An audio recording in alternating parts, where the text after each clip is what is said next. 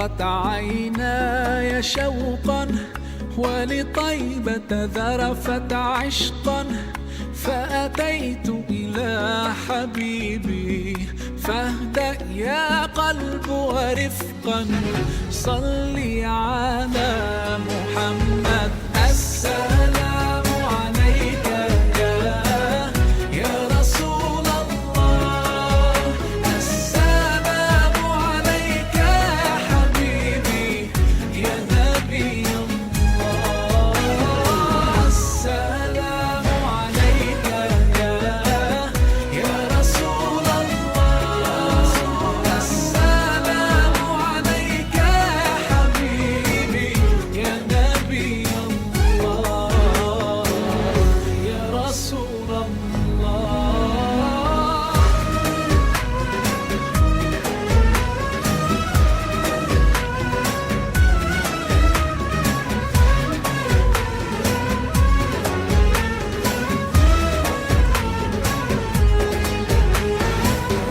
قلب بالحق تعلق وبغار حراء تألق يبكي يسأل خالقه فأتاه الوحي فأشرق اقرأ اقرأ يا محمد السلام. أعوذ بالله من الشيطان الرجيم. بسم الله الرحمن الرحيم. Assalamu alaikum wa rahmatullahi wa barakatuhu. You're listening to Revive FM on revivefm.co.uk. We're also live on Facebook and YouTube, and you can also listen to us on Mixlr and TuneIn Radio. My name is Zaheer Haque, and you're listening to the sports show. So welcome along to the show. I'll be with you until 4 o'clock.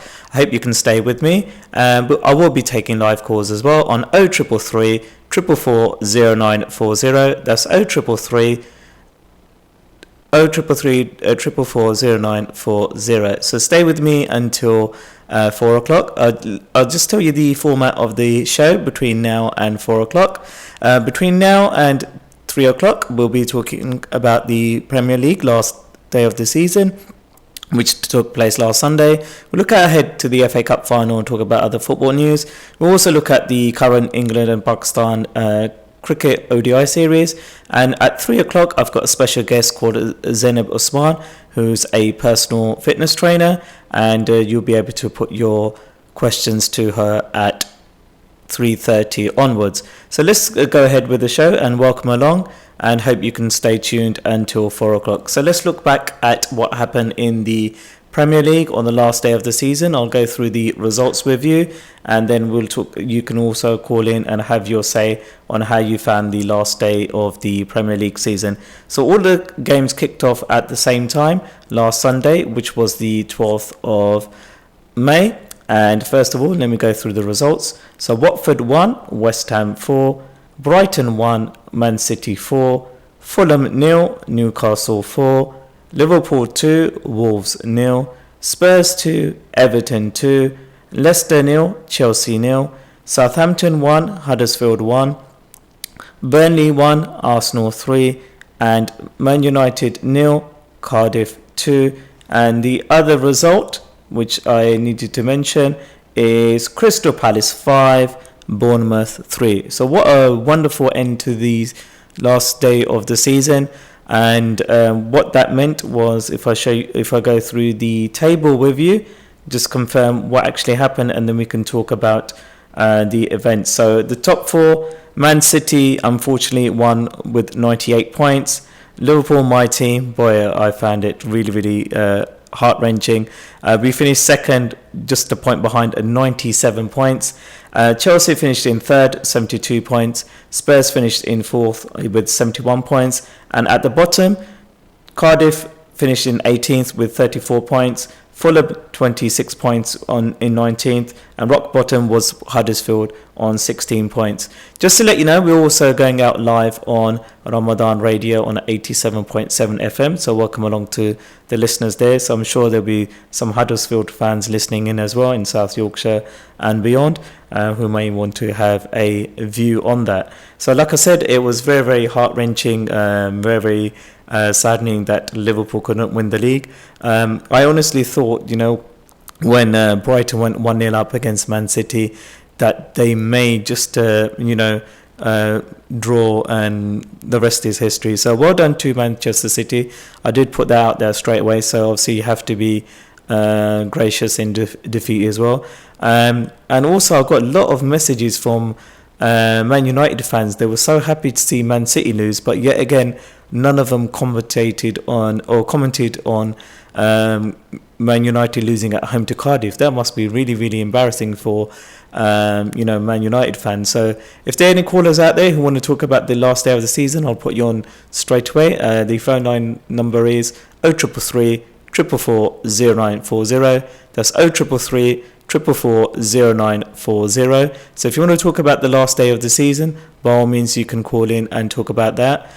So well done to, as I said, to Man City. They were awesome, because to beat Liverpool to the title, they had to win 14 games in a row, and that's an incredible feat. So all these fans out there, they're going, Liverpool bottled it. I don't think they did. Liverpool played very, very well this season, and any other season to get 97 points would have won so many Premier League titles. So yes, we didn't win the league, but we shouldn't be too disheartened, and our performance was excellent throughout the season. Yes, there's a few draws that let us down, but inshallah next season Liverpool will be coming back strong, and obviously Liverpool fans have got the Champions League final to look forward to on the 1st of June, and on that day, which will be my last show for Ramadan before we go live in July, I'll be doing the Champions League preview between 2 o'clock and 3 o'clock. So like I said, if you do want to call in, you can do so on 0333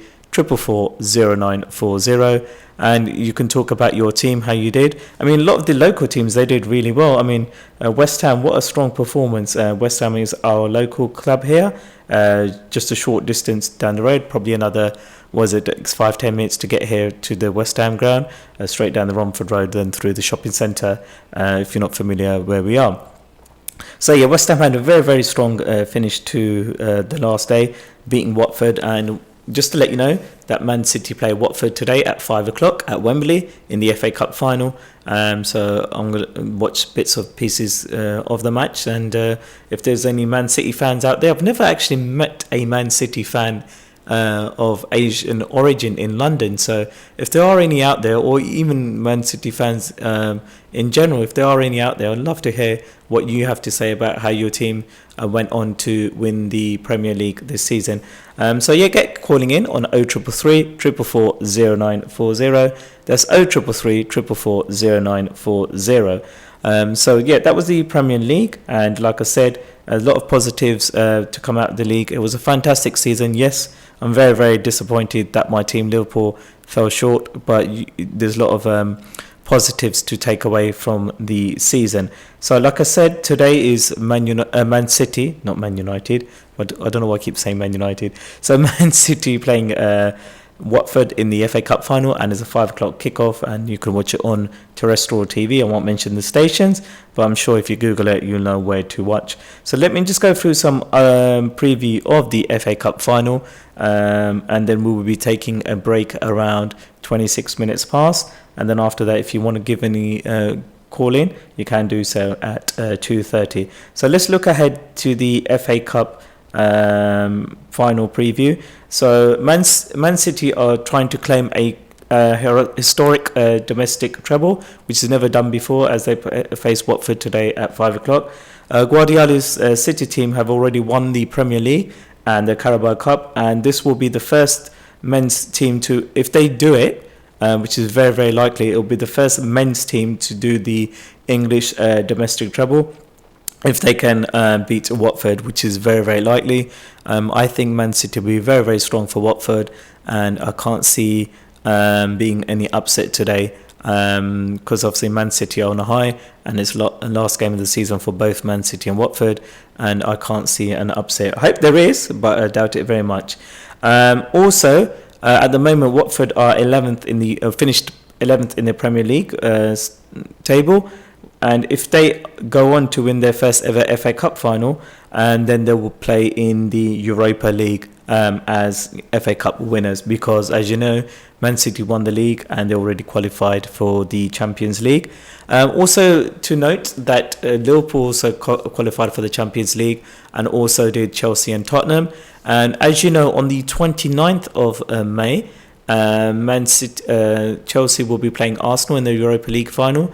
So if Arsenal beat Chelsea in the Europa League final, that will mean that there will be 5 teams from England qualify for the Champions League for next season. So if Chelsea beat Arsenal, then England will only have the 4 places, and it will be as the top 4 finish. So the onus is on Arsenal to beat Chelsea if they want to get to the Champions League stage next season.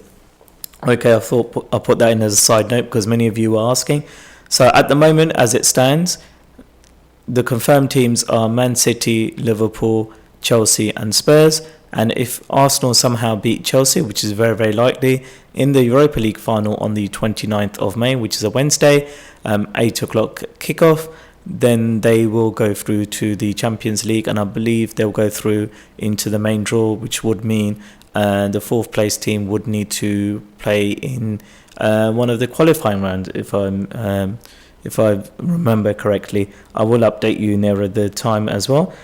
So that's a side note there. Also, like I said, this is the first time that anyone's trying to do a domestic treble of winning the Premier League, the FA Cup and the League Cup, which is currently known as the Carabao Cup. Okay, so for example, in 1999, for all you Man United fans, I'm sure you remember, it's 20 years on. That's when Man United became the first team to do the treble. They won the Premier League, the FA Cup and also the Champions League. Whereas Liverpool, my team, in 2001 won the FA Cup, the League Cup and UEFA Cup, which is a treble that was under Gerard Houllier. However, as I mentioned, no men's team has won all 3 major domestic competitions in one season in England. However, the Arsenal women team have done the domestic treble in the past.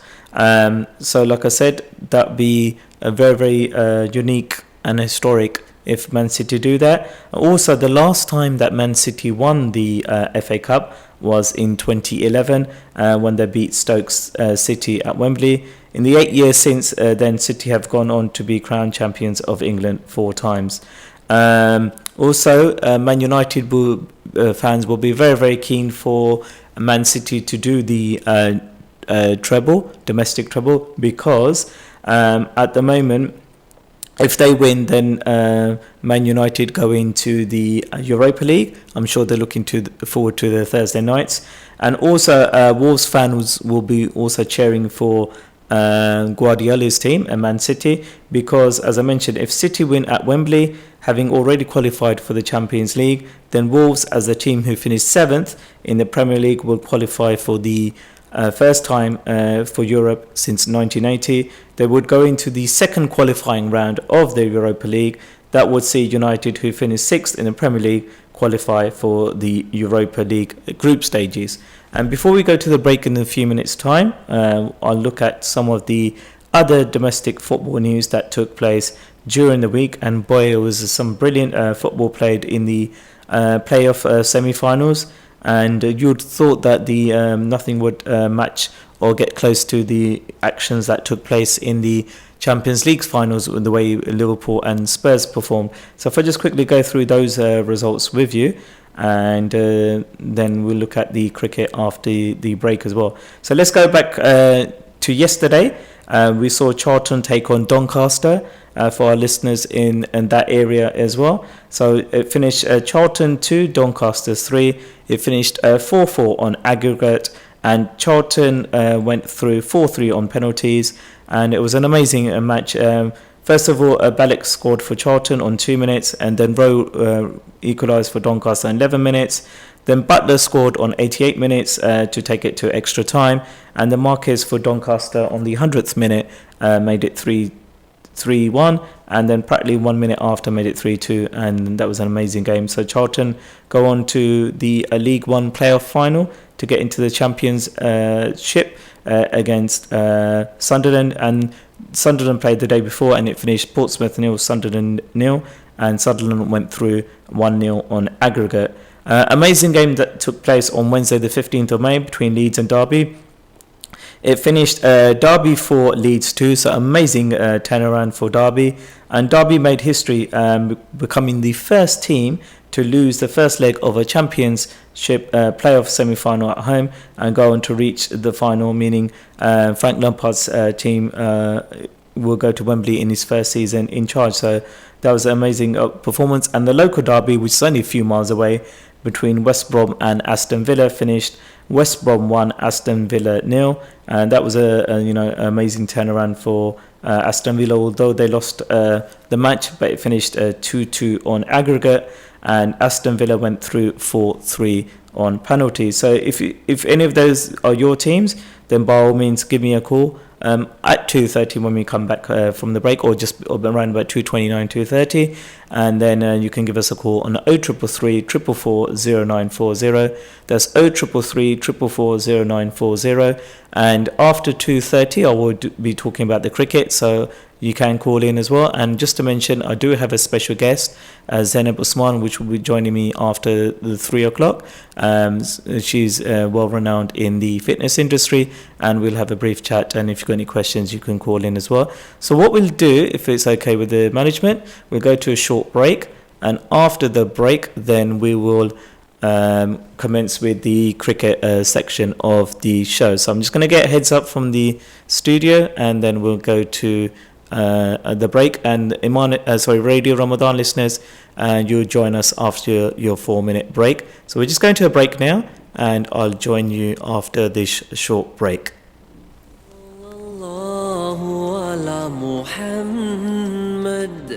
Sallallahu alayhi wa sallam. Sallallahu ala Muhammad. Sallallahu alayhi wa sallam.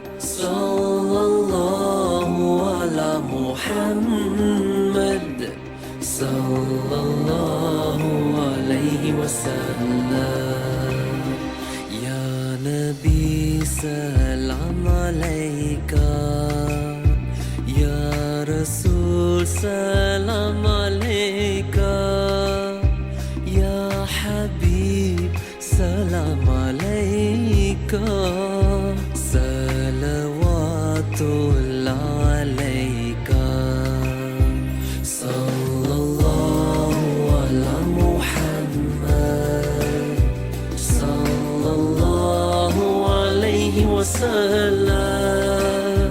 Sallallahu ala Muhammad. Sallallahu alayhi wa sallam. Oh Muhammad, the light of my eyes, blessed are you, so gentle and so kind. You taught me to respect and to obey my mother, the mercy of God's grace. Sallallahu ala Muhammad.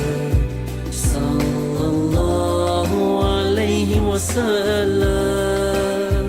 Sallallahu ala Muhammad.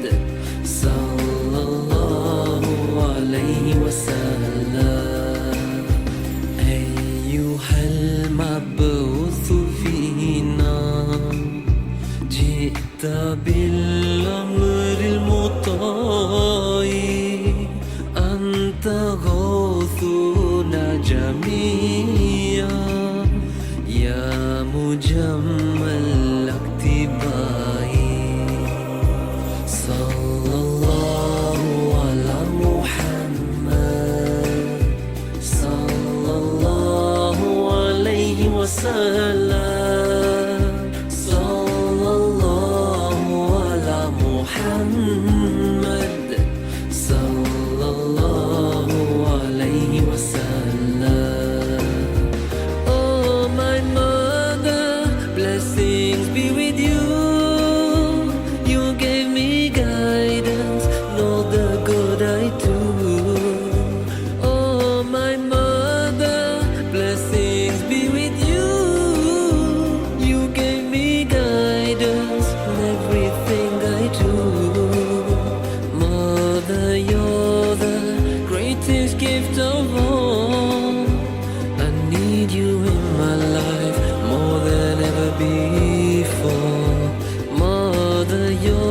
the greatest gift of all. Need you by my side.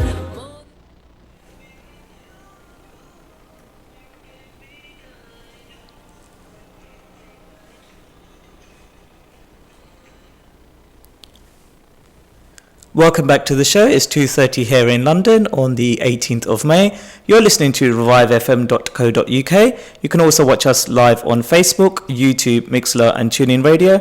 And we're also being simulcast on Radio Ramadan in Sheffield on 87.7 FM. So before the first part of the show, we talked about the Premier League season, how it finished. We also looked ahead to the FA Cup final, which is starting in 2.5 hours time, 5 o'clock British summer time. And also, while during the break, I was reading your messages. So, Jazakallah to everyone who sent a message in so far. Sardar Shafqat Khan said, "MashaAllah, brother, you're doing a great job. So proud of you. Jazakallah khair." And Sister Maya Amrasi also messaging saying, "Zaheer, you're doing an amazing job. Keep it up." And I've received a lot of other messages as well. And so you can call into the show on 0333 444 0940. That's 0333 444 0940. And this half of the show, we're going to look back at some cricket and look at what's happened so far in the cricket series, the ODI series between England and Pakistan. And they've played 4 matches so far, the last being last night. And the next match will be tomorrow at day game at Headingley, Leeds. Fantastic ground. For those of you who don't know, my cricket journey going to watch a cricket match started all the way from Ilford, where I live and have throughout my whole life, all the way to Headingley in Leeds, which is obviously not down the road. And that was my first ever experience of watching international cricket. And it was the 99 World Cup, 50 over 1.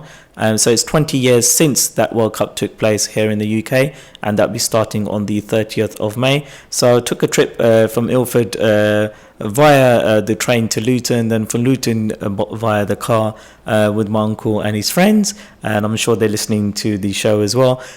So yeah, like I said, we took a journey from there and then back to Luton, and back from Luton on the train to London. So that was an amazing experience. It was Pakistan against Australia in the group matches, and Pakistan won. An amazing atmosphere, and what a wonderful ground to watch cricket in. Obviously over the years has developed, and I hope whoever's going to the World Cup, you have a wonderful time. So yeah, so that's what I was going to lead up to. So if I look through what's happened so far in the cricket, and then if you want to call in, you can do so on 0333 444 0940. That's 0333 444 0940. You can stop me at any time if you want to make your comments regarding the cricket. So let's go through what's happened in the cricket so far, just to put you up to speed if you're not aware what's happened in the cricket so far. So let's go back to the first ODI. The first ODI took place here at the Oval, which is another fantastic ground. I've been there as well. The most recent was when England played Pakistan in the Test series, and went on the first day, and Moeen Ali scored a wonderful century against Pakistan, and Pakistan went on to win that match. And it was a wonderful series as well. So the first match took place on the 8th of May. Unfortunately, as you know, those of you in London, it was a very rare day where you got loads of non-stop rain all day. And Pakistan were put into bat, and they made 80 for 2, and that was the only play possible. Very, very slow innings by Imam Haque, making 42 of 68, and the rest didn't really contribute much. If it had been a 20 over match, if they could have got more overs in, then England would have gone on to win the game, but rain was the winner there. So that was in the first ODI.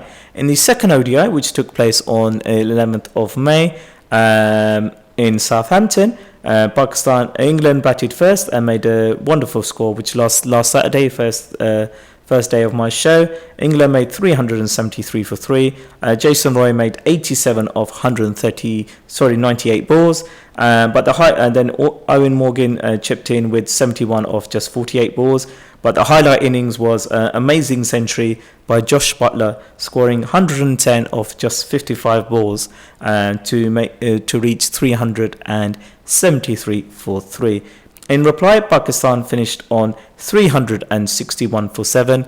And as you were listening to my show last week, you would have heard that Pakistan would have lost very, very badly. But commendable to Pakistan to make a valuable effort. Standout batting was from Fakhr Zaman, who made 138 of 106 balls, which was much needed. And then wonderful contributions from Babar Azam and Asif Ali, making 51 each, and then Sarfraz make 41. My criticism of the Pakistan team, and there'll be a pattern when we talk about the rest of the series so far, is their six hitting. They're not good enough to hit enough sixes when it's needed. I'll give you an example. Okay, Fakhr Zaman batted, made a wonderful 138.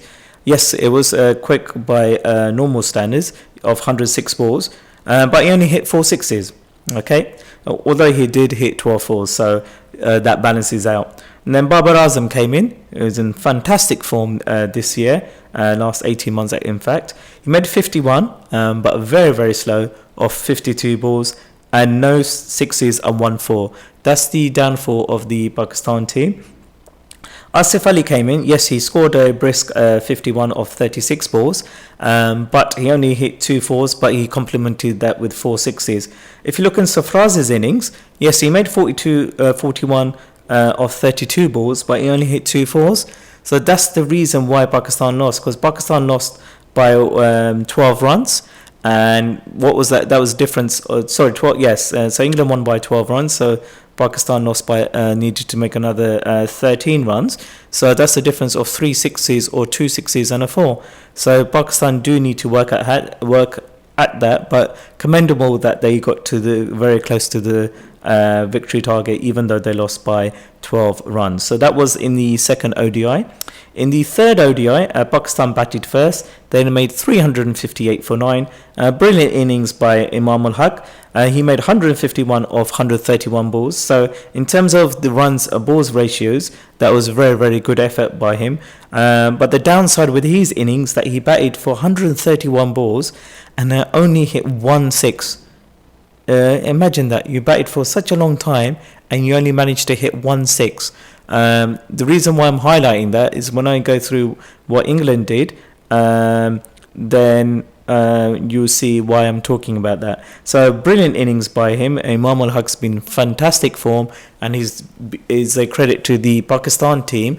And people say it's a nepotism that his uncle, who helped win the 1992 World Cup for Pakistan, in Imam Haque, selected him because he's the chief of selectors. But Imam Haque is proving to be a go-to batsman and an informed batsman and reliable batsman for Pakistan. So although he made a brilliant 151, and first time he scored over 150, the disappointing thing was he only hit 1 6. Let's look at what else happened in that innings. Asif Ali made a contribution as well, 52 of 43 balls. Haris Sohail made 41, but that was a runner ball not needed on that pitch. And in reply, brilliant win for England. They comfortably made the score of chasing 359 in 44.5 overs, so 5 overs and a ball to spare. Just a loss of 4 wickets. Jason Roy in excellent form again with 76 of 55 balls. Johnny Bairstow, magnificent 128 of 93 balls.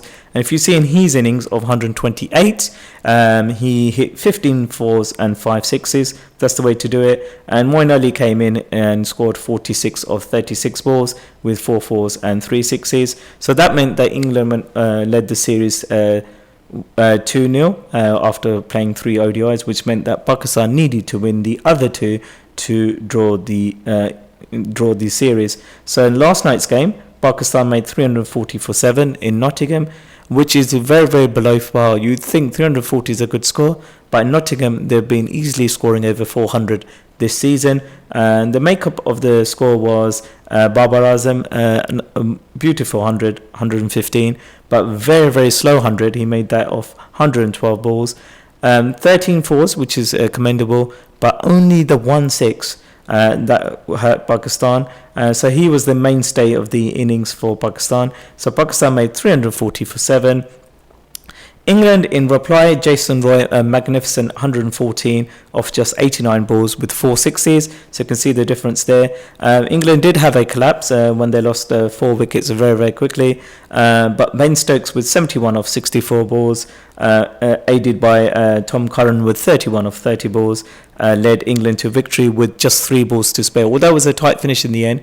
But the way the dynamics of Nottingham ground is, I feel that Pakistan were at least 20 to 30 runs short as a minimum, even to make England struggle. Yes, England did struggle a bit, but they did have power hitters such as Ben Stokes to lead them to victory. So what that means is England have won 3 of the 4 ODIs that have been completed to win the series 3-0 with 1 to play, and the last one, as I mentioned, will be in Leeds tomorrow. So if you want to talk about how you seen the England's performance or Pakistan's performance in this series, you can call in on 0333 444 0940. That's 0333 444 0940, and make sure you get the word out to all your friends and families out there to listen to us on revivefm.co.uk, or you can watch us live on Facebook or YouTube. Just type in Revive, then space, then FM, then space, then UK, and you can do that as well.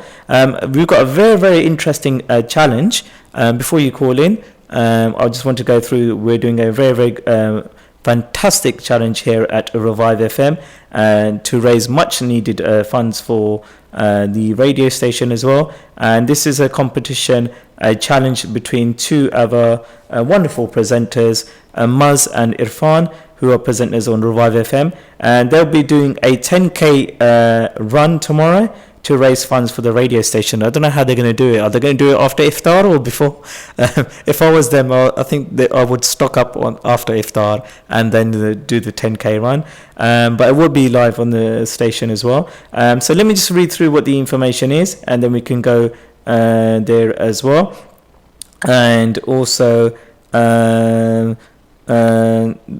saying, okay, and that's where I was going to go through that as well.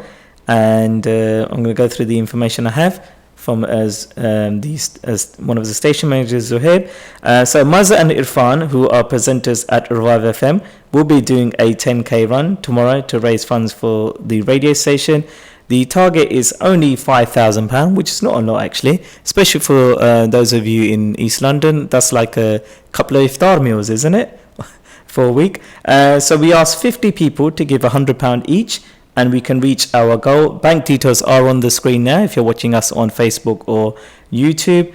So let me read that again. Our brothers Maz and Irfan, who do an excellent show for us here at Revive FM, will be doing a 10k run tomorrow to raise funds for the radio station.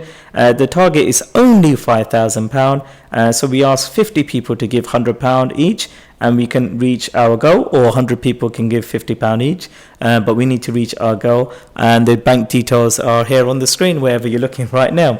Okay, and we've also got the management of Ramadan Radio in Sheffield watching in. Shahid Shabir Chaudhry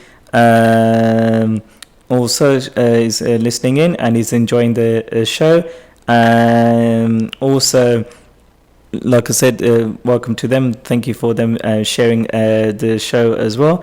And it's a Radio Ramadan in Sheffield, 87.7 FM. So I'm very, very grateful to them for taking my show live. And so all of you in Sheffield and South Yorkshire, if you want to call in as well, and you can stop me from talking for a little while, you can call in on 0333 444 0940, 0333 444 0940. If you want to talk about the cricket, by all means you can do that. If you want to talk about the football, you can do, and that will be our first hour until 3 o'clock. And then in the second hour, my guest should be here, and we'll be introducing Zainab Usman, who's been my first ever guest on this Revive FM sports show. So you've got about 15 minutes if you want to talk about that as well. And like I said, you can call in now.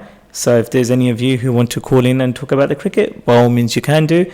I do have other sports news as well, which I will go through in between your phone calls. So my feeling is that Pakistan are not good enough at the moment in ODI cricket. They don't have the power hitters, as I mentioned in that, and also they will struggle in the World Cup because if they need to score quickly or chase quickly with a higher run rate, they will struggle. So if you agree or disagree with me, and then call in now on 0333 444 0940. So I do look forward to your phone calls. While you're doing that, what I'll do, I'll go through other sports news as well while you're waiting as well.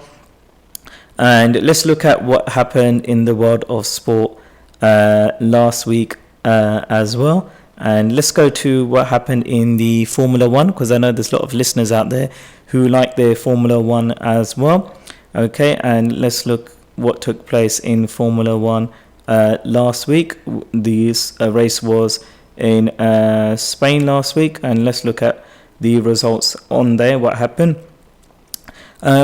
Formula One's one of those intriguing sports. You see, you either like it or you loathe it. It's a bit like a spread, a very famous spread. I'm not going to mention the names. I don't want to give them free advertising. So it's one of those. So either you like it or you loathe it. So I used to follow it very, very strongly back in the day. I do watch it occasionally when I get time.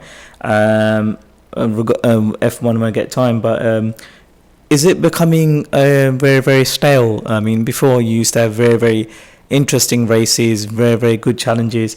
Is F1 becoming, very stale, very predictable? If you have a view on F1, you can call me on 0333 444 0940. That's 0333 444 0940. So let's talk about what happened in the F1 last week. And we can go through the results as well.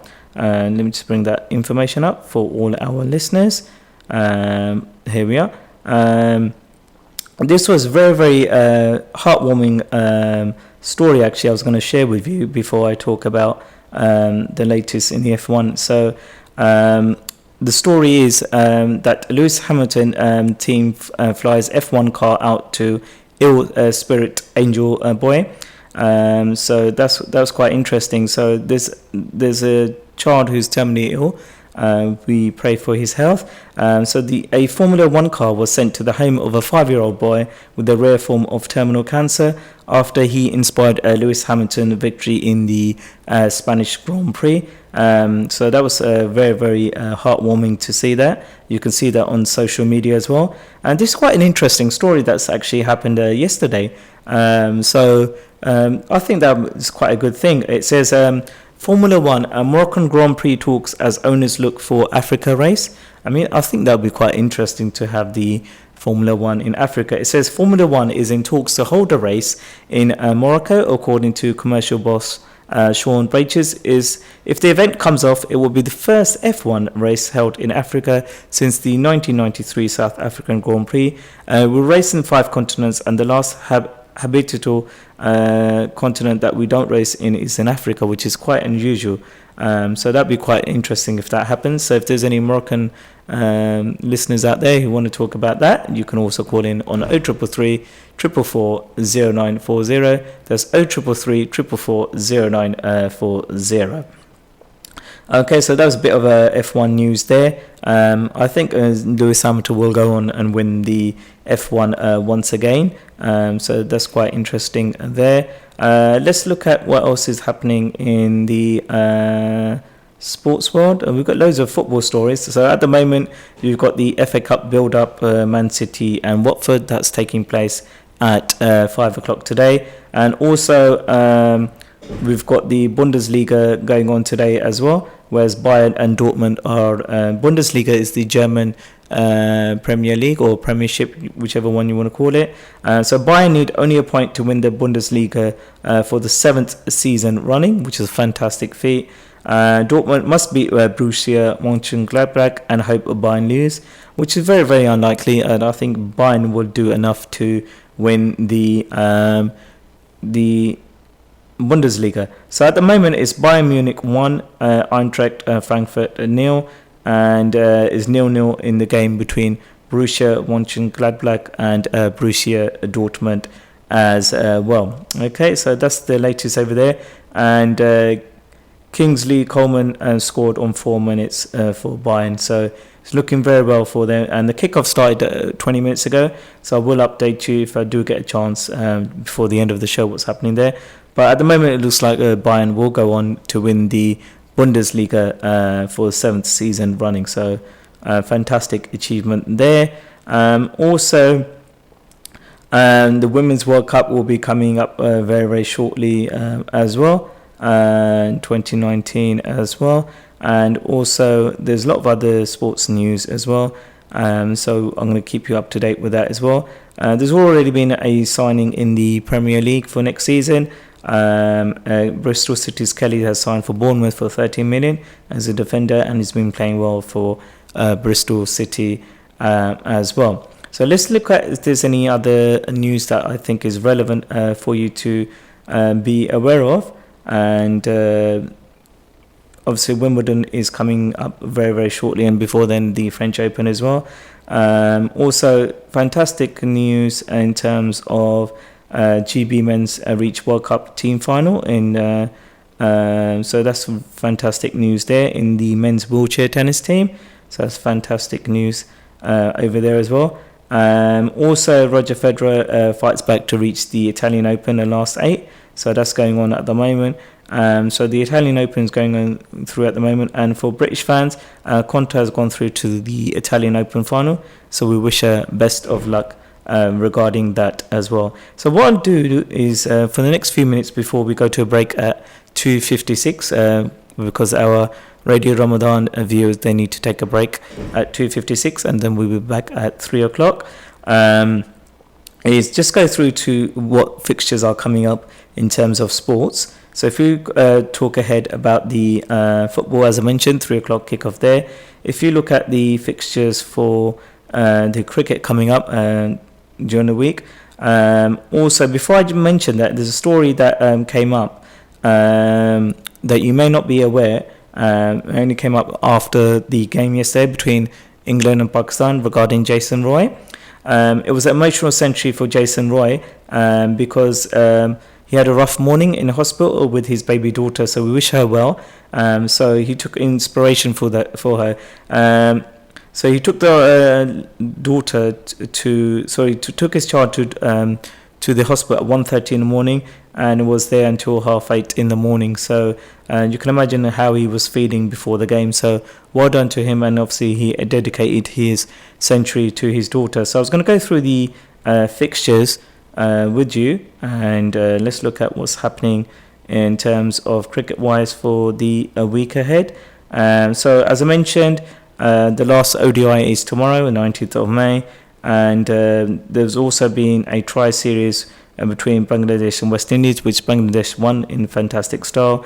There's also Sri Lanka in Scotland at the moment, and that's between 18th and 21. There's also the One Day Cup going on that finishes on breaks until the 25th of May. So a lot of things are going on at the moment, cricket-wise as well. There will be some warm-ups coming up as well, which I will go through with you as well. So let's see what warm-ups are coming up in cricket-wise, and then we will be going to a break in about 3 minutes' time. So if you want to get a quick call in, you can do on 0333 444 0940. That's 0333 444 0940. I'm surprised nobody's called in to talk about the cricket. You can do so between now and 2:56. So let me just go through what fixtures are coming up in terms of cricket and going forward as well.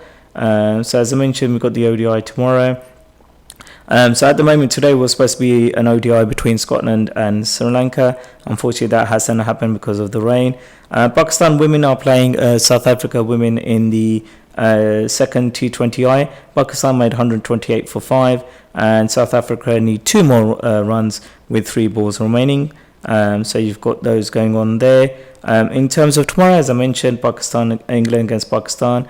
You've also got Ireland against Afghanistan playing tomorrow. And then week ahead, you've got a lot of other friendly matches going on there as well. So there's something to look out for as well. So the first hour's gone, first 40, 50 minutes have gone very, very quickly. I talked about Man City winning the Premier League, Liverpool coming short with 97 points. Also, I talked about the FA Cup. If Man City go on to win the FA Cup today, and they'll be the first team ever in the men's football in England to do the domestic trouble of winning the FA Cup, the League Cup and the Premier League, whereas the Arsenal women team have done that before.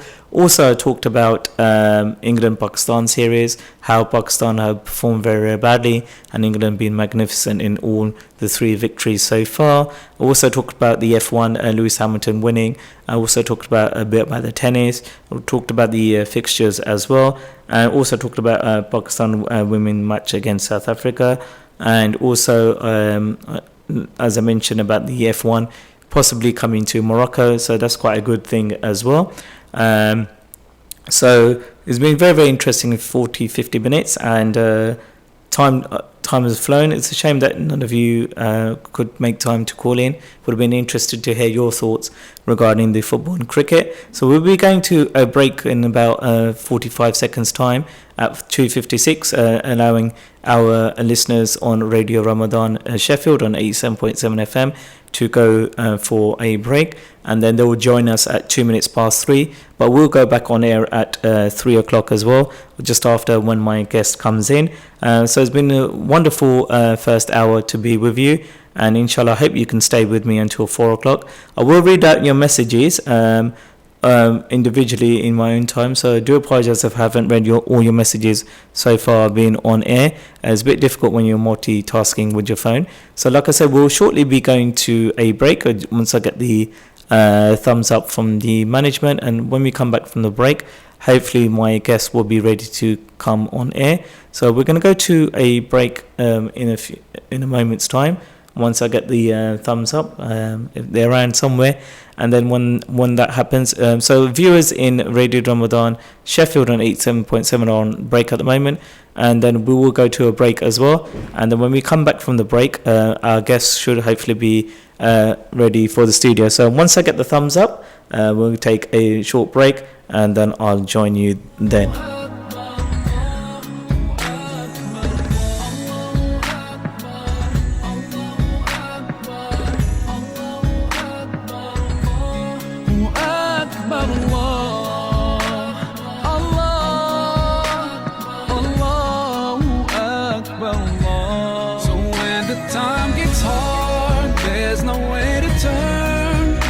Promised he will always be there to bless us with his love and his mercy, 'cause as he promised he will always be there. He's always watching us, guiding us, and he knows what's deep in our hearts. So when you lose your way, to Allah you should turn, 'cause as he promised he will always be there.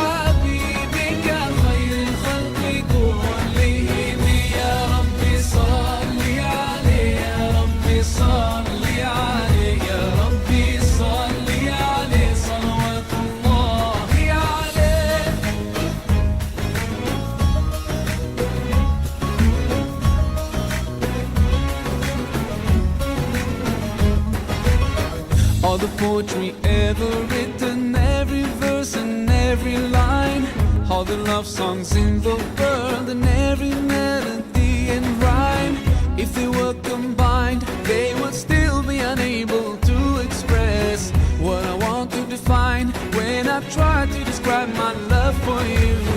مولاي صل وسلم دائما أبدا على حبيبك خير الخلق كلهم. مولاي صل وسلم دائما أبدا على حبيبك خير الخلق كلهم. يا ربي صل عليه، يا ربي صل عليه، يا ربي صل عليه صلوات الله عليه.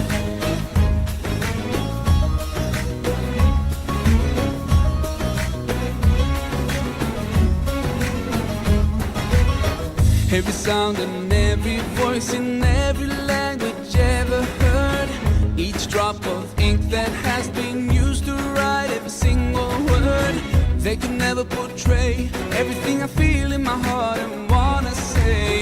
And it's hard to explain why I could never describe my love for you. مولاي صل وسلم دائما أبدا على حبيبك خير الخلق كلهم. مولاي صل وسلم دائما أبدا على حبيبك خير الخلق كلهم.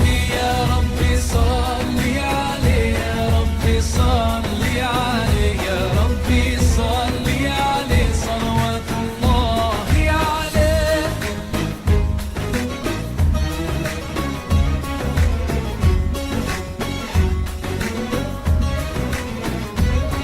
There's not a single person who can ever match his worth in character and beauty to ever walk on earth. I envy every rock and tree and every grain of sand that embraced his noble feet or that kissed his blessed hands. Ya Rasulullah, Ya Habib Allah, grant us the chance to be with him. We pray to you, Allah. مولاي صل وسلم دائما أبدا على حبيبك خير الخلق كلهم.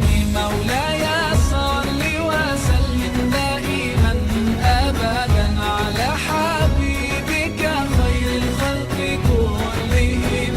يا ربي صل عليه، يا ربي صل عليه، يا ربي صل عليه صلوات الله عليه. مولاي صل وسلم دائما أبدا على حبيبك خير الخلق كلهم. مولاي صل وسلم دائما أبدا على حبيبك خير الخلق كلهم.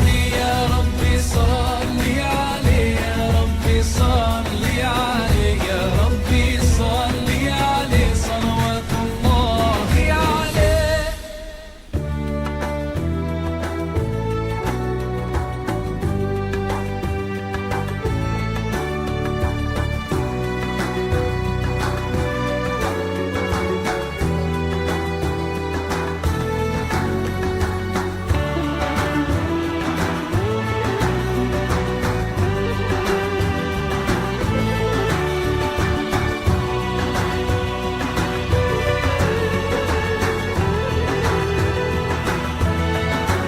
Gönüllerde hasretin var, yürekler aşkınla çarpar. Sensiz dünya bizlere dar. Selam sana ey kutlu yar. With submission, faith and patience, you conveyed the noble message, brought us light through your guidance. Peace be upon you, my beloved. Ya Habibi, Ya Muhammad, Ya Nabi, salam alayka. Ya Rasul, salam alayka. Assalamu alaikum wa rahmatullahi wa barakatuhu. You're listening to Revive FM on revivefm.co.uk. We're also live on Facebook, YouTube, Mixlr, TuneIn Radio, and we're also live on Radio Ramadan in Sheffield on 87.7 FM. You're listening to the sports show with Zaheer Haque, so welcome along to the show. For those of you who've never listened to Revive FM before, welcome along to the show. And also, if you're listening into Radio Ramadan Sheffield 87.7 FM for the first time, welcome along to the show. My name is Zaheer Haque, as I mentioned, and I do the sports show every Saturdays 2 p.m. to 4 p.m. And I've been with you since last week. This is my second week, and inshallah I'll be with you on the 25th and also the 1st of June. In the first hour, for those of you who've listened in for the first time, I spoke about the last day of the Premier League, how Man City went on to lift the Premier League title. I also looked ahead to the FA Cup final, which is going to start in under 2 hours, an hour and 55 minutes, 5 o'clock British summer time. Also talked about the F1 possible race that's coming into Morocco. Which would be quite nice to see because Morocco is a very, very scenic country. I've seen it on YouTube, I haven't visited. And also I talked about what's happening in the tennis world. Also talked about England and Pakistan ongoing ODI series, which England lead 3-0 with 1 to play because the first one was rained off. And also I'm due to have my guest Zainab Usman, who's on her way, and inshallah she will be with me.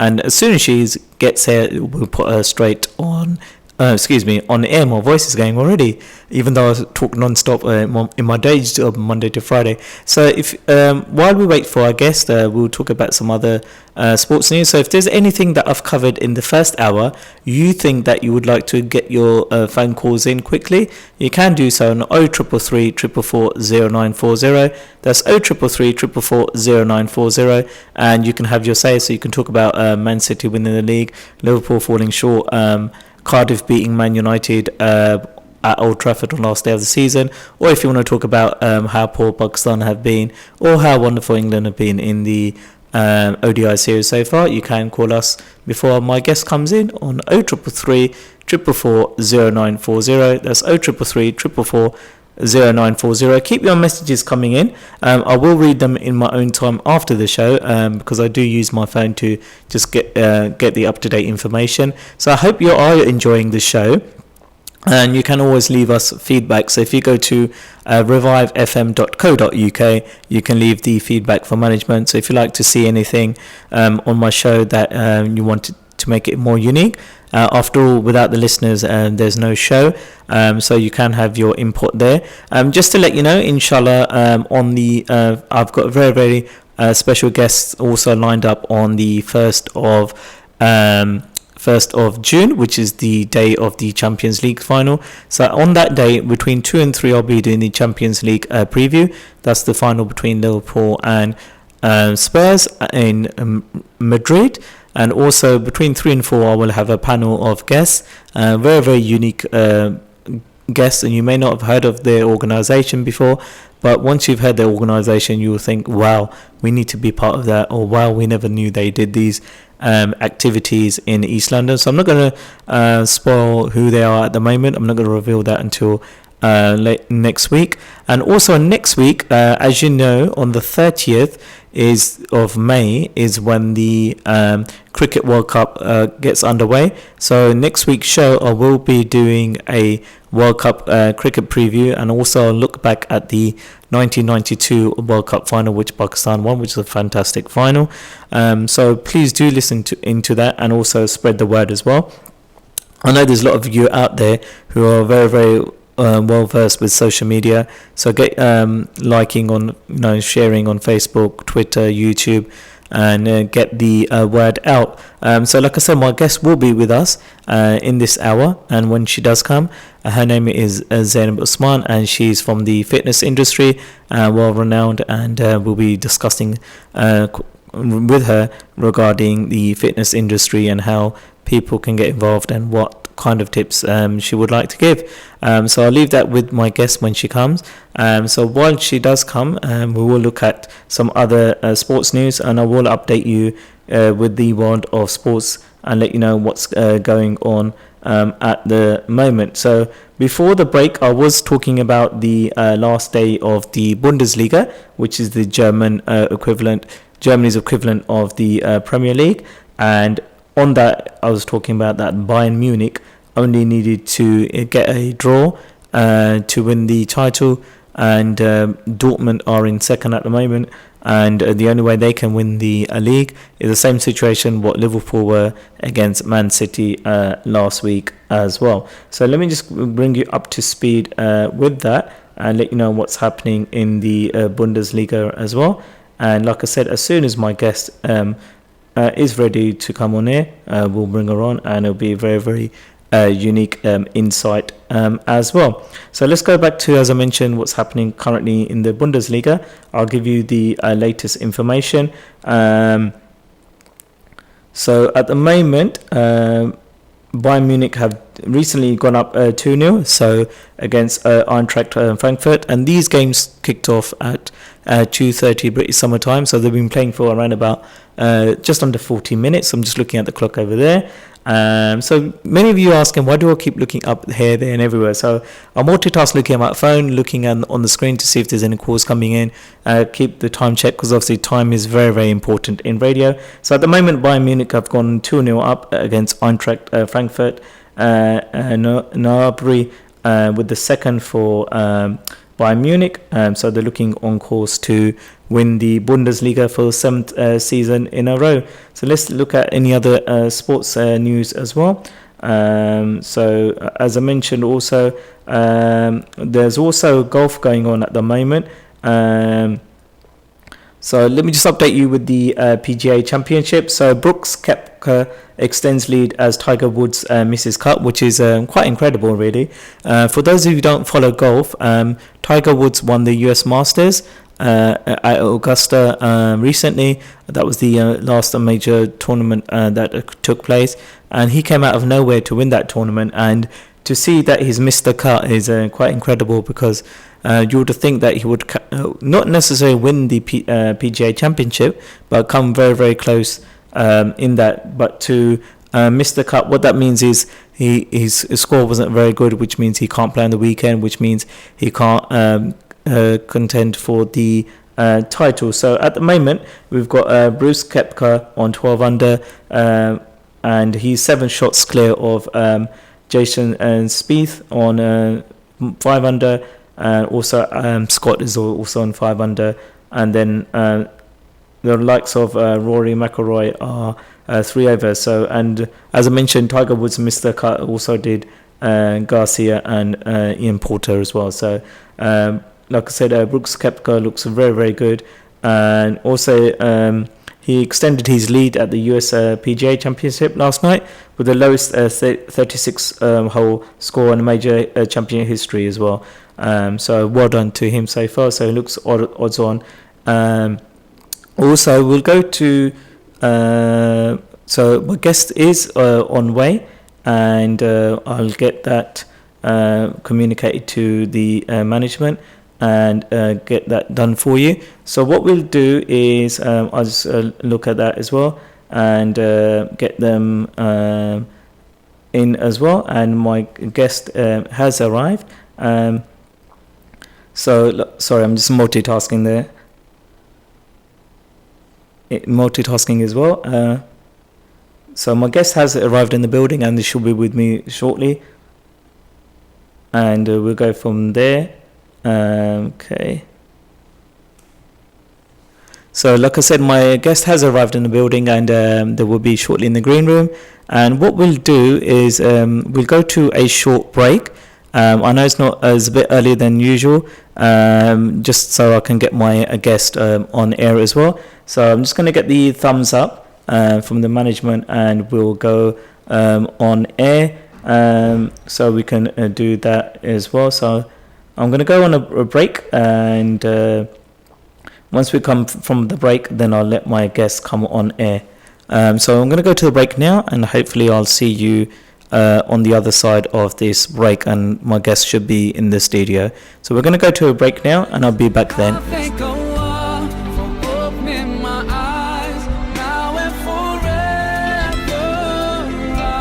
I'll be there for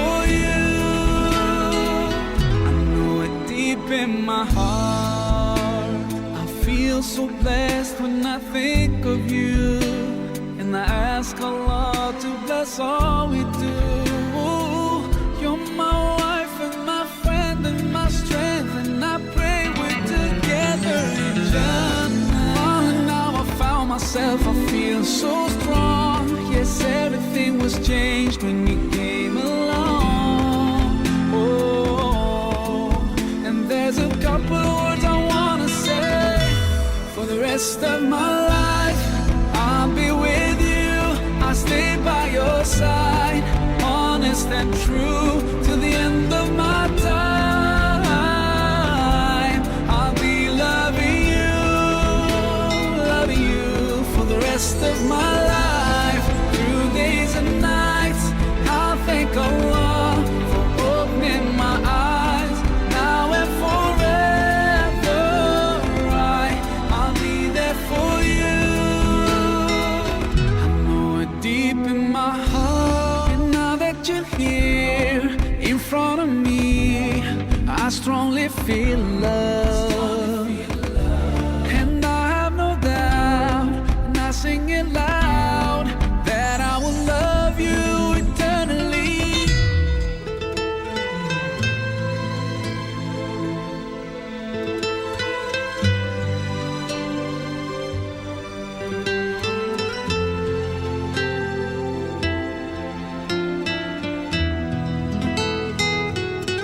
For the rest of my life, I'll be with you, I'll stay by your side, honest and true till the end of my time. I'll be loving you for the rest of my life, through days and nights. I'll thank Allah for opening my eyes, now and forever. I'll be there for you.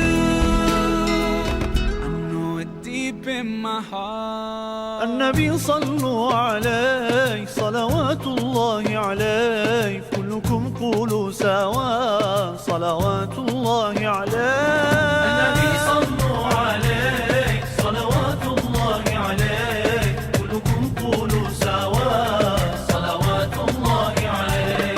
The Prophet, peace be upon him, peace and blessings be upon him. Let us all say together Salawatullahi alayh. Let us all say together Salawatullahi alayh.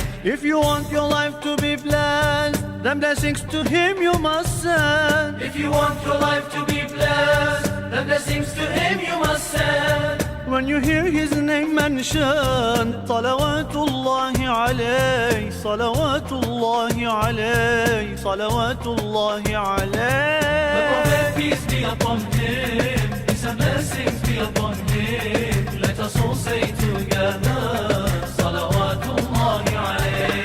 The Prophet, peace be upon him, peace and blessings be upon him.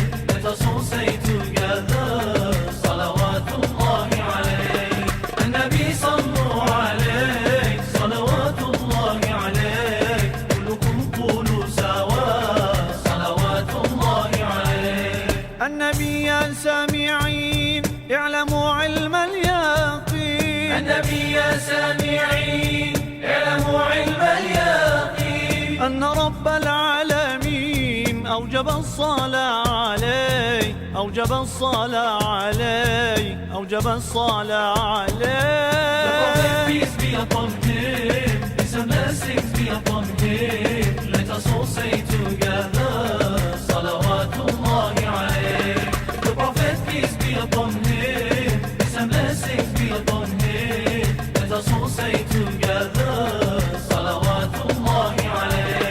النبي صلوا عليه صلوات الله عليه كلكم قولوا سوا صلوات الله عليه. If you want to get ahead, fear Allah and always spread. If you want to get ahead, fear Allah and always spread. All the love of Muhammad Salawatullahi alayh Salawatullahi alayh Salawatullahi alayh. The Prophet, peace be upon him, peace and blessings be upon him. Let us all say together Salawatullahi alayh.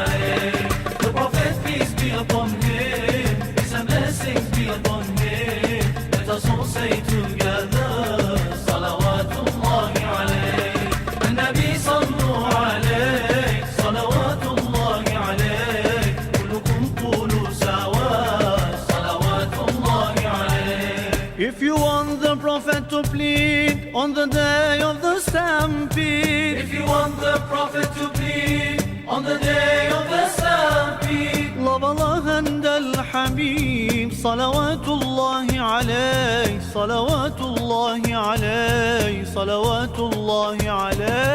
The Prophet, peace be upon him, peace and blessings be upon him. Let us all say together, salawatullahi alayhi. النبي صلوا عليه صلوات الله عليه كلكم قولوا سوا صلوات الله عليه. The Prophet. Welcome back to the show. You're listening to Revive FM on revivefm.co.uk, Facebook Live, YouTube Live, Mixlr and TuneIn Radio. We're also going out live in Sheffield and in South Yorkshire on 87.7 FM on Ramadan Radio. And so welcome along to the show. My guest has made it to the show, and I'll introduce her to the show. Her name is Zainab Usman, and she's very, very well known in the fitness industry. And what I'll do, I'll put her mic up and then she can introduce herself and we can have a two-way conversation. Welcome to the show. Thank you for having me. Thank you for making it. I know Romford Road is a nightmare, isn't it? It is, yes. It's a good job. Did you get the bus? I did. Was the bus working? It was, but it was slow. Yeah, no, it was very busy. Because I'm very mindful of that, because even though my show starts at 2:00, I'll make sure I'm in the building next door by 1:00, because if anything happens in Romford Road, I know. You're stuck. So welcome along to my show. I'm honoured to have you here, and you're my first ever guest on the show, so no pressure. So I'm going to make you talk for 40 minutes non-stop. Amazing. Because I've been talking so much for now. Zainab, what should we refer to you as, Z or Zainab? What would you prefer? Either one. Okay. My mum called me Zainab in at work because they can't pronounce it properly. I just like, Z. So a lot of people know me as Z because based on my fitness, it says Max Z Mize. Right. I kind of played with words there, so that's where like the Z kind of came from. Fantastic. And then we just lived on from there. So Z, okay, I'll call you Zainab because I can pronounce your name. It's a very, very beautiful name, as you know, a very, very powerful name as well. Yeah. So Zainab, let's go back to how your journey started and to where you are now, and then what we'll do is when we have our next break, after that break, if anyone wants to have any questions, they can call us after that break as well. So let's start with your journey. What inspired you to be where you are today? I loved fitness since when I was like, I guess 7 to 8 years old. I would always be one of those kids playing football, basketball rather than playing with dolls. So I've always had the passion for it. And then I went to school and I studied GCSE PE. So that's when it started. And then I started doing javelin, running, track. And then I went to college, I did sports science, and I went to uni, I did sports degree. So it literally built up from there.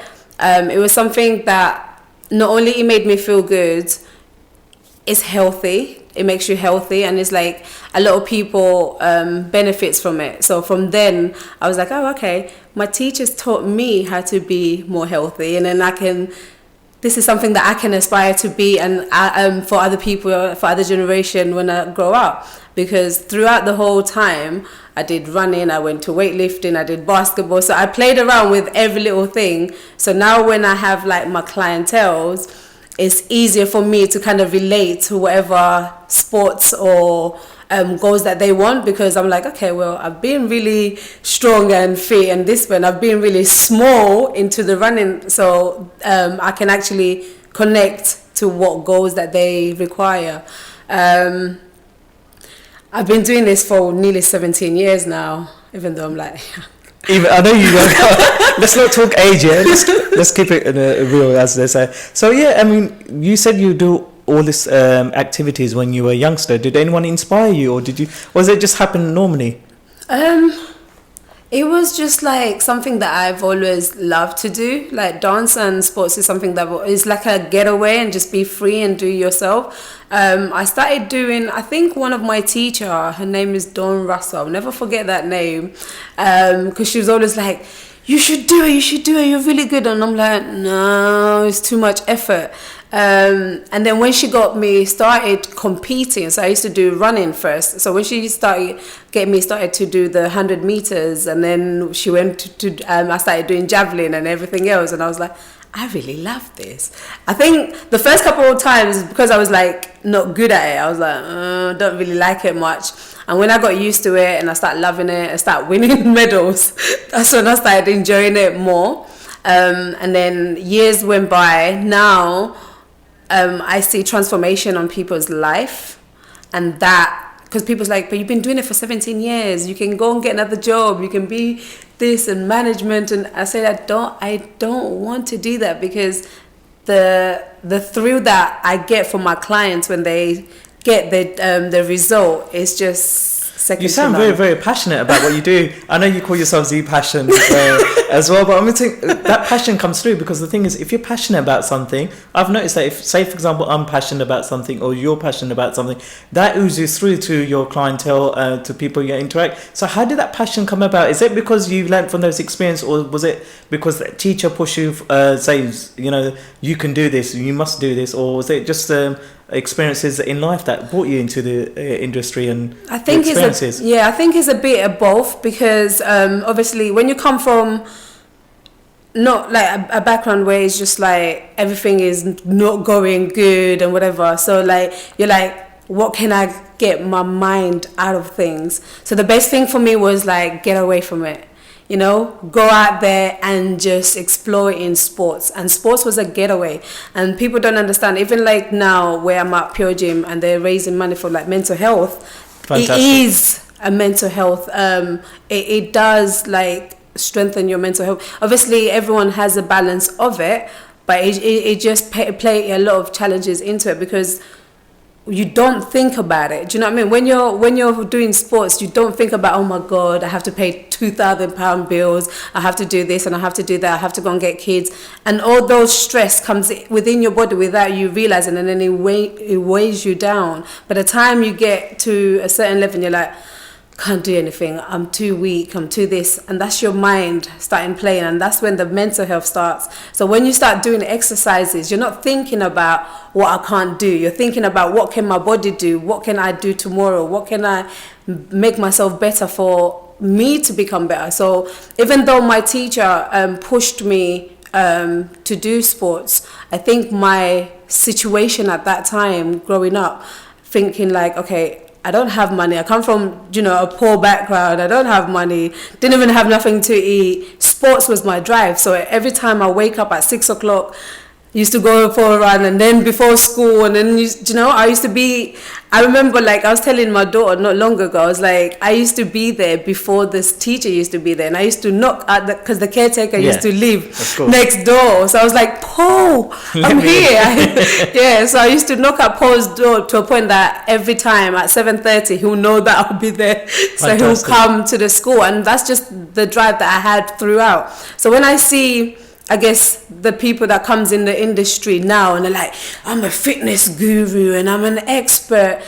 For you to be an expertise, it takes years of practice, and it takes years of knowing different backgrounds and different mentality and different mindsets and different sports specific. You can't be an expertise in 1 year and you're coming into the game and you're like, I'm an expert in this. So like a lot of people, that's what they feed on now, like the Instagram models and stuff like that. But that's not what fitness is about. So going back to what you just mentioned, you made fantastic points there. One thing I was going to pick on is mental illness. Where I work in my profession, my day job, we deal with clients of mental health and so on. It's such a big thing. And people think mental health is just might be in the indigenous community, but you see even in the BME community, ethnic minority community, is very, very high. But people, unfortunately, because the way our culture is, people don't talk about it. So not only do women get mental health, the men get it as well. So what challenges have you seen, through fitness that you've been able to overcome, or what work needs to be done regards to mental illness? Because we see it in our daily lives, and a lot of people don't talk about them, and the ones who talk about them, they're brushed off the side thinking, something just wrong with him. Okay, Let's just take him back home and might get married, might calm them down, or it's just a phase they're going through. So what's your experiences in terms of the fitness side? So mental health is not just, because a lot of people, when they see mental health, they're just like, oh yeah, they're crazy. And it's not as easy as that, because sometimes someone can be smiling and jolly, and then as soon as they go home and they're in their own house and they're just crashed out and everything, that's when it butters in. So fitness helps with it, because again, you don't think about that mental side of it. Even though when you go home you're thinking, all right, cool, but because your body is always on the go, you don't kind of think about, oh, okay, I have to think about how am I going to feed my kids tomorrow? I have to think about where am I going to pay this bill? So you're not thinking about that. I've had a client where the first couple of months that I had her, she was mentally not stable. And she said that to me. And I remember the first time I saw her, in her face, I could read her like a book. And this is what people tend not to get. They come into the fitness industry, they come into a personal training industry for the money. And I always say to people, if you go to any job for the money, you'll never be successful in the long run. That's because very you're true. there for just your income and then go. But if you're going there for the passion, your clientele will follow you throughout your journey, throughout your years, throughout the time. So now she's gone back to India, and then she's gone to Toronto. So she's like, she messaged me the other day. She was like, Z, I remember the first time I ever met you, and now I was in the plane to go to Toronto. I had a dream about you, you know, Fantastic. like that. My mind is in that stable state where she doesn't think about that no more. Do you know what I mean? She's like, every time I try to think about bad things or how I used to be or lack of something, I think about what you used to tell me. You're doing this for you. And this is what a lot of people don't get.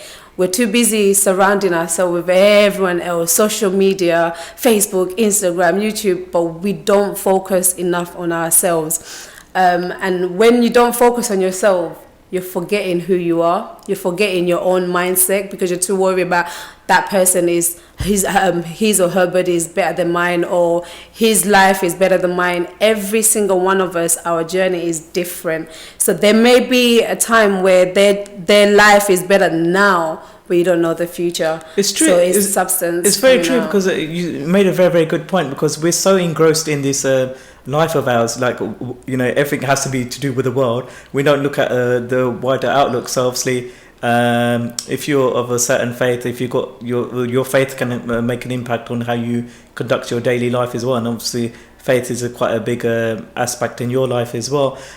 So how can people balance their life? Because of the because people work 9 to 5 and people work so many long hours. So when they come to you, say, oh, you know, we can't do this or that, how do you get them on board, you know, saying, like, stick with what you're doing, and this is, you know, this needs to be done? Because when I was growing up, this is my experience, we used to play football, cricket, whenever we got opportunity on the weekend. Unfortunately, a lot of the parks are closing down, the green spaces are closing down. Because the hours we do nowadays, it's not always practical to go to the gym or do those activities that you once could do. So when people make the effort of coming to you, how do you make them come around, you know, saying, look, just do it bit by bit? Because people, as you mentioned, to look at people's bodies, you know, Instagram, and, you know, obviously you've got people with a certain waist or certain build figure. Yeah. And so how do you get that going around? Because obviously people come, they're saying, hang on a minute, if I'm not a certain size, nobody's going to marry me, or I'm going to be seen as fat, or I'm going to be seen, you know, in that way. So how do you get their mindset around? Because it's very, very difficult, isn't it, when you see them? Yeah, it is. The thing is, I don't ever want to be that slim fitness person, because I'm happy with my body, and a lot of people, when they see me to things like physically, and then when they see what I do, yes, they're like, you're a completely different person, like, who are you? So, but that's what the image in it, you need to be real to who you are. I am not here. If I can make a person from 128 kg to 72 kg, I can do that to myself. But you need to be in a condition where you should be happy with yourself 100% and not look at someone else.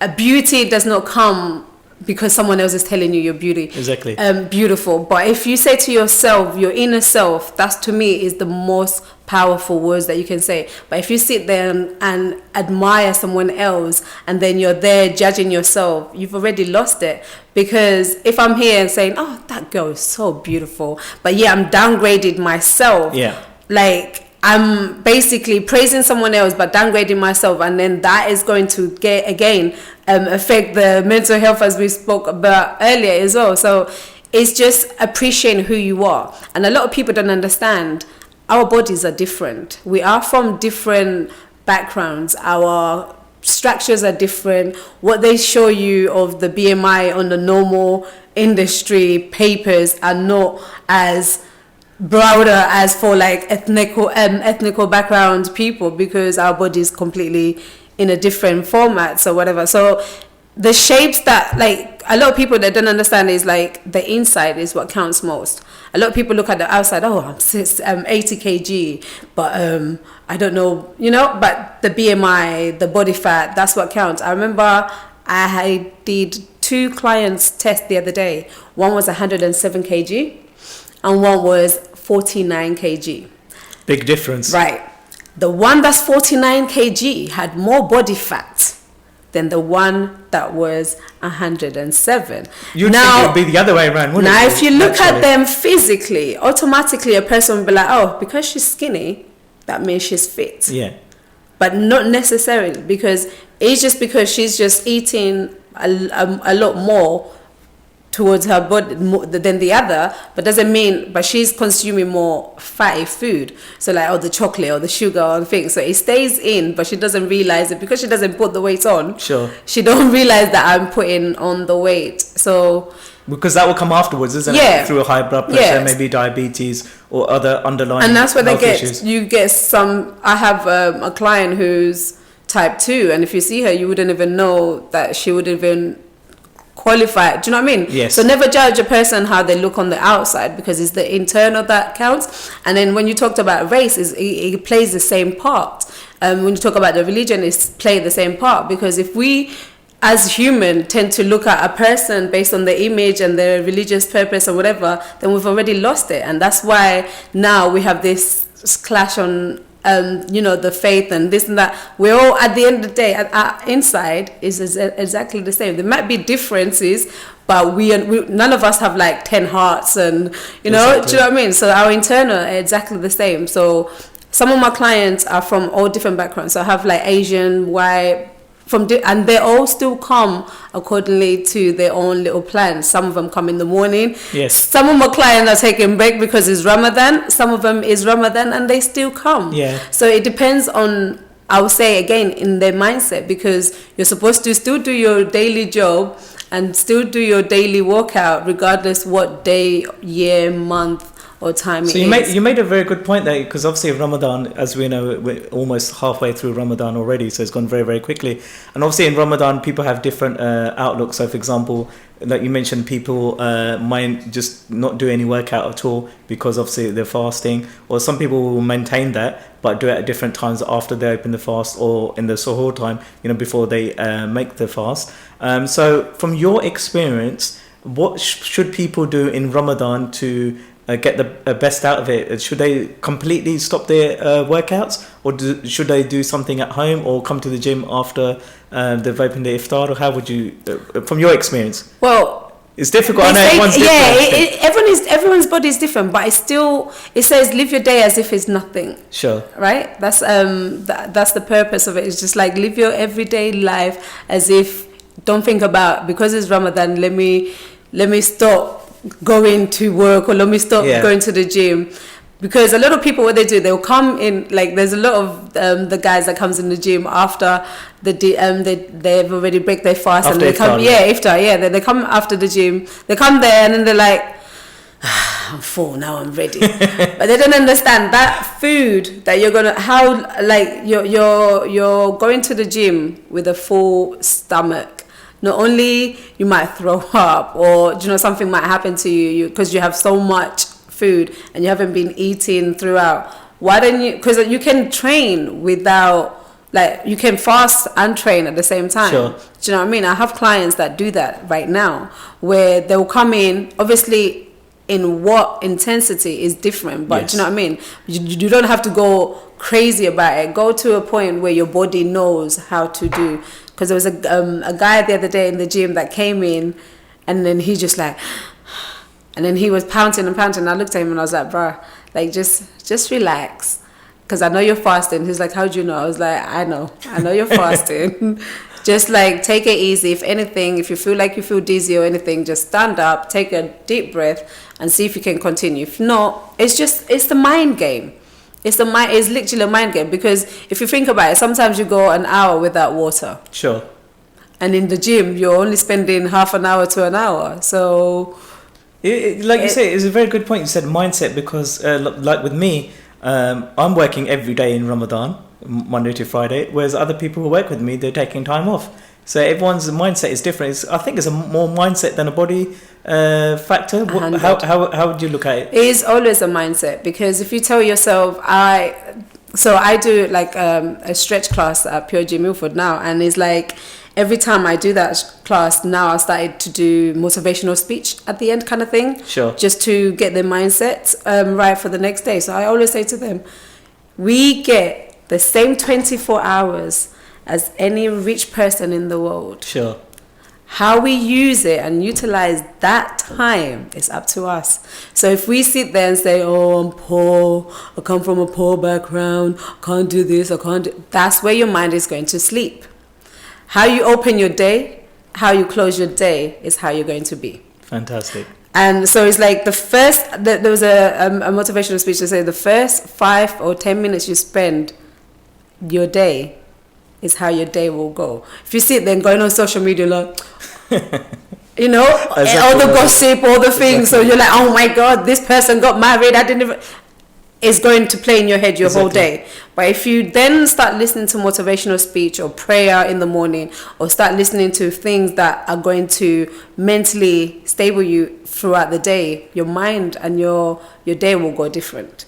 You know, so you start thinking like, oh, okay, he said I can do anything in life. I'm good. I'm great. I'm powerful. You go outside, you just start smiling to people and say, hello, how are you? And that's the attitude I started having since last November.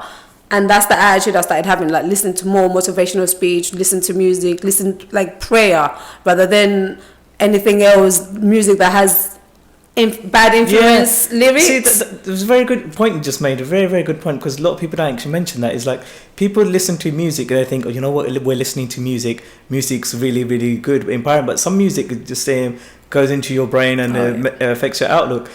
So how did you, for example, obviously when you do fitness training, you also do other bits on the side. Yeah. So I was going to explore that. So before I explore that bit, rewind a bit. So you mentioned like motivational. So who inspired you in terms of motivational? Was it like myself? So it's not like somebody like Malcolm X or Muhammad Ali or anything like that. I listen to I listen to a lot of motivational speakers. Sure. I listen to a lot of them, but because my life has already been a journey itself, I think I motivate myself highly.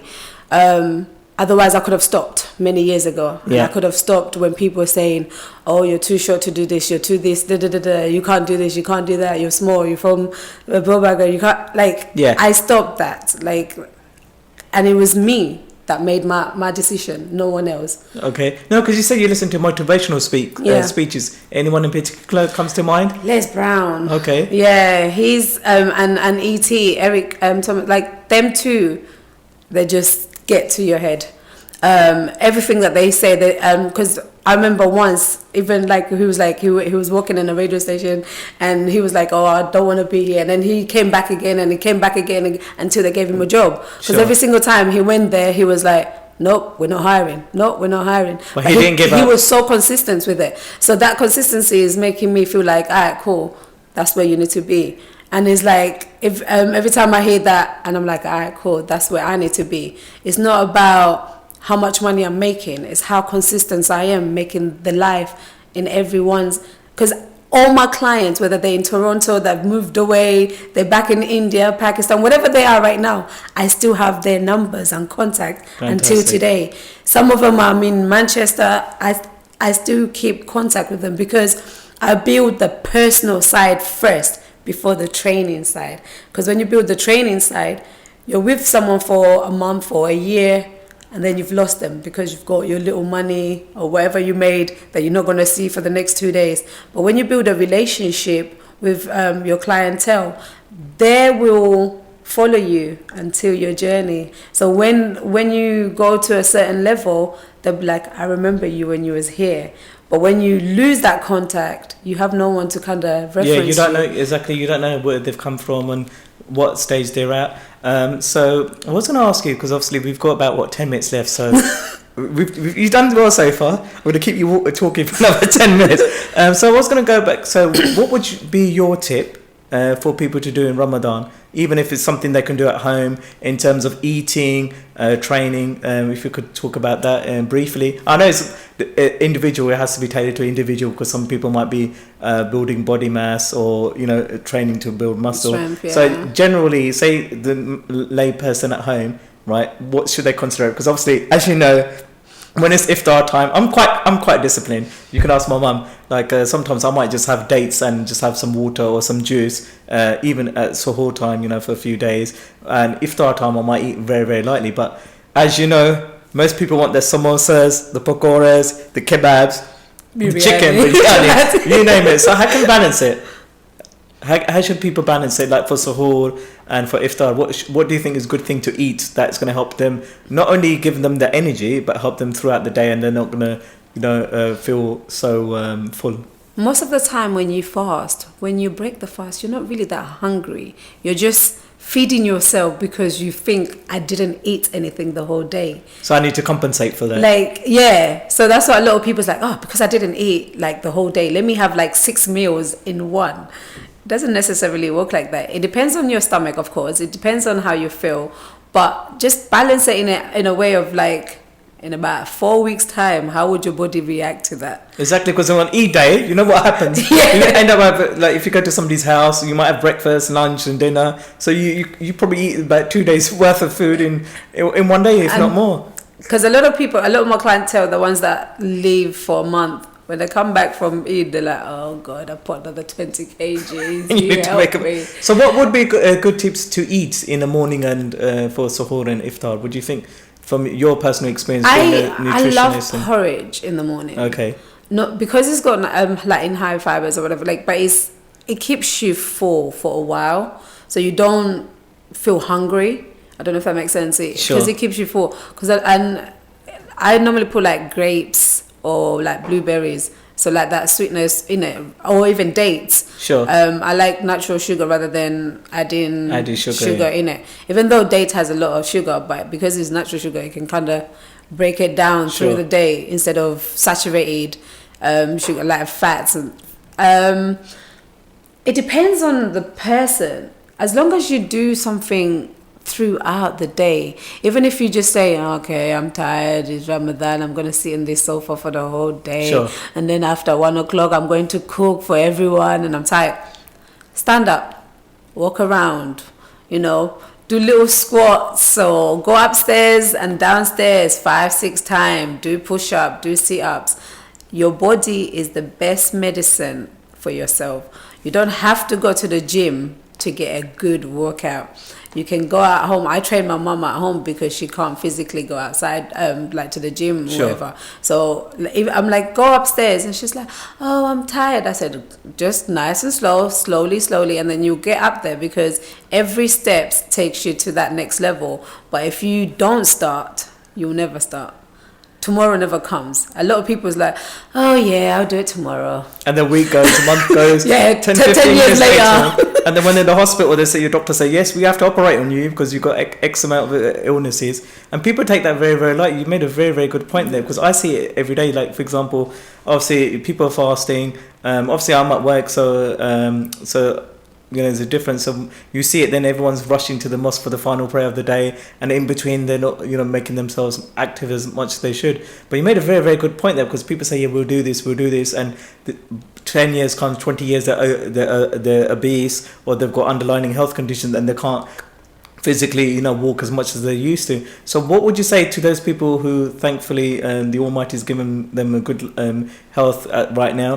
What would you say people should start regardless of their age? What's a small step they should do every day? Walk. And a lot of people don't walk, because a lot of people, because I love analyzing the streets sometimes when I go out. So I normally go and just see, like the other day I sat down on the bus and just look at everyone else. Because I remember when I'm not that old, but when I was younger, people used to say just hello, how are you? Do you Yeah. know? But now everyone's like busy on their phone. If you say hello, they think it's some mad person. yeah. So Go away from me, you know. Yeah, This so person needs to be somewhere else. so people don't even acknowledge each other anymore, and that walking is like a thing of a past because Yeah. everyone has a Wii Fit and Exactly. PlayStations, and it's like parents play a good role. So Sure. you are your children's life. I don't know if that makes sense. No, The no, way you you do. motivate them what to do next step is on you, because you can't say, oh yeah, but they go to school, that's working enough. No, that's not enough. The way you sit there and teach them either Quran, or when you sit there and you teach them their books to Yeah, read sure. and revise their for a test, it's the same way that you need to teach them when it comes to fitness, food and other stuff. Because the relationship that we teach our children, the discipline that we teach our children, can follow on generation and generation and generation. So in 5-10 years time, they'll be like, my daddy said we should walk at least 5 hours a day or 5 hours a week. They used or, to in the olden times. Yeah. If I listen to like my father's always telling me, obviously he came at a very young age. He was saying my grandfather used to walk, you know, X amount of miles. Now, if like obviously I live in Ilford, so some people can't even walk down Ilford Lane every day. I'm thinking In you the can't even cars. mention they're in the cars. Like when I went to school, I'll give you an example. When I went to school, I used to walk quite a bit. But nowadays, even the school's around the corner, and they're still taking the cars, and you're building that atmosphere in your child, saying, "Hang on a minute, I'm going to drop you to school because I don't think you're gonna make it to school on time." And even myself, even though I can get a bus to work, and it will take me 10 minutes on the bus, I choose to walk. It's only obviously if it's raining or the weather's really bad, then you've got no choice. But I walk almost an hour a day, if not more. And then a lot of people I see around, they hardly ever walk. And the funny thing is, this is going to make you laugh. You probably agree with me. So they go to the gym. They might live 10-15 minutes away from the gym, but they go in the car, go Yeah. to the gym, Yeah. park up outside the gym, then do the workout, jump in the car, and come back. So Yeah. isn't that defeating the object? Because you've done something really, really good. But do you think that walking would have made a difference as well? Yeah, because when I go to, because I train in my gym near my house sometimes, Sure. and I walk there or I take a little jog, because it's half an hour to 45 minutes to get there. That is enough time for me either to recover, to relax, and then just go in the shower. And, do you know what I mean? Sure. It's when I used to drive there, I was so lazy because I was like, You get into a routine as yeah, well.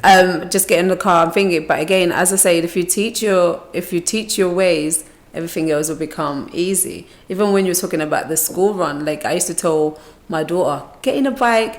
To her, she thought it was fun, but she doesn't understand it was exercising. So I was like, you get on the back and then you have to chase me, like, you know? And then You mentally trained her mind. Yeah. without her knowing. And then when she started loving sports, and now she's like, I'm doing sports science. I was like, okay. So she's doing sports science now, is she? Even though I told her to do something else, she was like, Do law or politics or something. I was like, Become yeah. a doctor or Yeah. engineer. So she was like, maybe I'll change. But yeah, she's doing sports science. I was like, How's she finding that?